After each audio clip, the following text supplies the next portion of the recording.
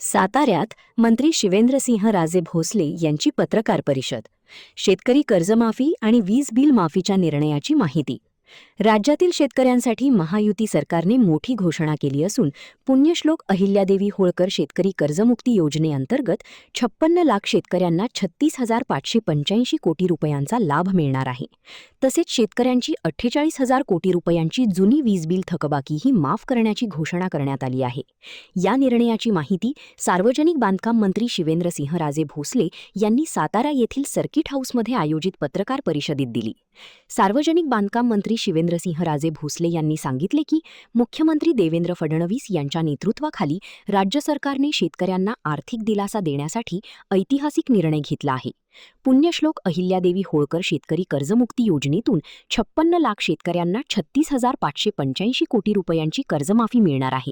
यामध्ये 2 लाख रुपयांपर्यंतची कर्जमाफी दिली जाणार असून पूर्वीच्या काही अटीही रद्द करण्यात आल्या आहेत. याशिवाय 7.5 अश्वशक्तीपर्यंतच्या कृषी पंपांची 48,000 कोटी रुपयांची जुनी वीज बिल थकबाकीही माफ करण्यात येणार असल्याची घोषणा सरकारने केली आहे. राज्यातील शेती अधिक सक्षम आणि शाश्वत करण्यासाठी दरवर्षी सुमारे 95,000 कोटी रुपयांची तरतूद करण्यात येत असल्याचेही त्यांनी सांगितले. जलयुक्त शिवार, मागेल त्याला शेततळे, सौरपंप, सौर कृषी वाहिनी, ठिबक सिंचन तसेच नदीजोड प्रकल्पांसारख्या योजनांमुळे शेतीचे अर्थकारण मजबूत करण्याचा सरकारचा प्रयत्न असल्याचेही त्यांनी स्पष्ट केले.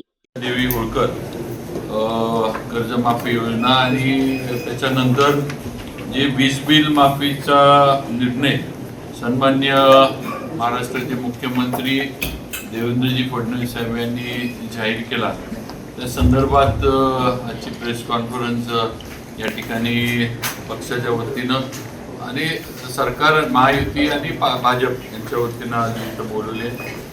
आपल्याला सगळ्यांना माहीतच आहे की पुण्यश्लोक अहिल्यादेवी होळकर शेतकरी कर्जमुक्ती योजना ही राज्य सरकारनं नुकतीच जाहीर केली आणि या योजनेतनं महाराष्ट्रातल्या 53 लाख शेतकऱ्यांना 37,000 कोटींचा लाभ हा मिळणार आहे.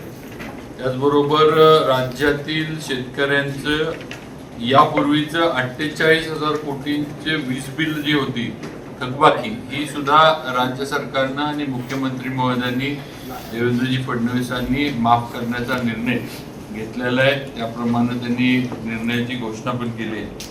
आज ही योजना जाहीर झाल्यानंतर काही त्यातल्या अटी शर्ती पण होत्या. त्यानंतरच्या याच्यामध्ये अधिवेशनाच्या काळामध्ये आपल्याला माहिती आहे की मुख्यमंत्र्यांनी त्याच्याबद्दल पण सूतोवाच केलं आणि त्यांनी त्या अटी शर्ती पण बऱ्याचशा त्यातल्या ज्या त्या कमी केल्या. यामध्ये राज्यातील 56 लाख शेतकऱ्यांना 37,585 कोटी रुपयांचा लाभ देणारी पुण्यश्लोक अहिल्यादेवी होळकर शेतकरी कर्जमुक्ती योजना ही एक ऐतिहासिक योजना आहे. त्यामध्ये महात्मा ज्योतिराव फुले शेतकरी कर्जमुक्ती योजनेत 50,000 रुपयांचा लाभ मिळाला. शेतकऱ्यांसाठी सुद्धा पुण्यश्लोक अहिल्यादेवी होळकर योजनेतनं पहिल्यांदा 50,000 रुपये देण्याची मर्यादा होती ती काढून टाकली आहे. तर या शेतकऱ्यांना सुद्धा 2 लाखापर्यंतची कर्जमुक्तीचा लाभ हा मिळणार आहे. तसंच नियमित परतफेड करणाऱ्या शेतकऱ्यांसाठी 2026-27 मध्ये कर्जाची उचल करून वेळेत परतफेड करण्याची अट सुद्धा ही रद्द करण्यात आली आहे. त्याची पण घोषणा मुख्यमंत्री देवेंद्रजी फडणवीस साहेब यांनी विधानसभेत केली.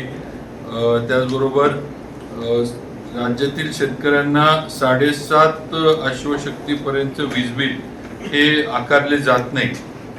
मात्र त्यांच्या वीज वापराची 48,000 कोटीची जुनी थकबाकी ही आतापर्यंत तशीच होती. आता ही थकबाकी सुद्धा माफ करण्याचा निर्णय मुख्यमंत्र्यांनी राज्य सरकारने घेतलाय.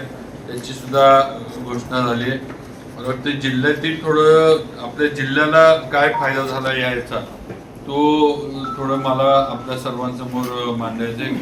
आज सातारा जिल्ह्याचा पुण्यश्लोक अहिल्यादेवी होळकर शेतकरी कर्जमुक्ती योजना 2026 मध्ये पोर्टलवर जे अपलोड केलेल्या कर्ज खात्यांची तपशील आहे. यामध्ये सगळ्या मिळून 11 बँका आहेत. म्हणजे जिल्हा मध्यवर्ती बँक, राष्ट्रीयकृत बँका आणि खाजगी बँका सुद्धा.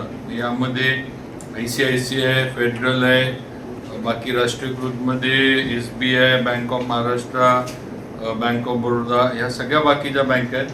अशा सगळ्यांचं मिळून आपल्या जिल्ह्याला साधारण 53,736 खातेदारांना 569 कोटी रुपये एवढा लाभ शेतकरी कर्जमाफी योजनेमध्ये मिळालेला आहे.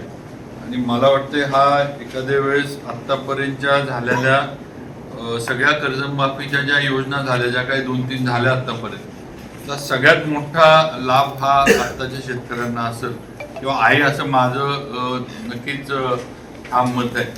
आणि आज हे आपण जर बघितलं तर सातारा जिल्हा मध्यवर्ती बँकेचेच कर्ज खात्यांची संख्या 41,421 आहे.